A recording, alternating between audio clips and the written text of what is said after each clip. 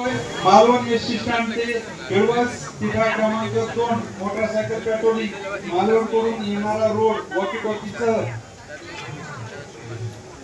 1001 राहुल खरात मुख्यालय ठाणे राहुल खरात हे साठी यांच्यासोबत आहेत 21178 रवींद्र पवार मुख्यालय ठाणे रवींद्र पवार मुख्यालय ठाणे एंड पण नाही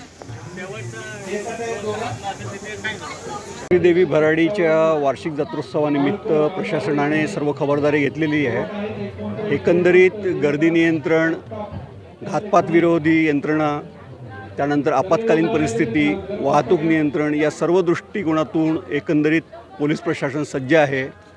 या ठिकाणी 2 ॲडिशनल SP, 2 DYSP, 29 अधिकारी, 400 पोलीस अंमलदार, याशिवाय होमगार्ड्स 150 आणि इतर राखीव बंदोबस्त असा बंदोबस्त आपण इथे नेमलेला आहे।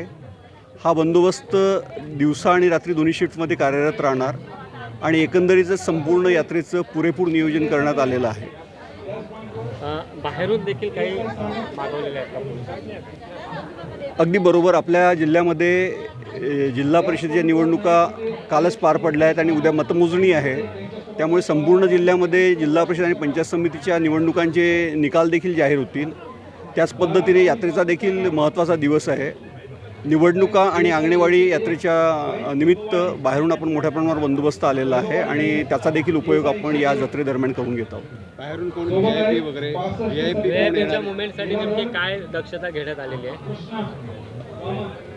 जे कोणी VIP येतात त्यांचा ज्या पद्धतीने दौरा कार्यक्रम आपल्याला प्राप्त होतो त्यानुसार VIP रूटचे नियोजन आणि त्यांच्या दौऱ्याचे नियोजन केले जाते।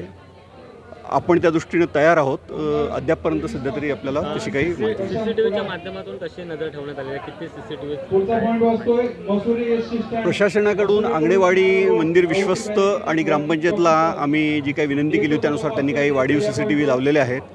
याशिवाय ड्रोनद्वारे देखील आम्ही या ठिकाणी पूर्ण गर्दीवर आणि आजूबाजूच्या रस्त्यांवर देखरेख करणार आहोत आणि त्या सर्व गोष्टीचा फीड आमच्या नियंत्रण कक्षाला राहणार आहे।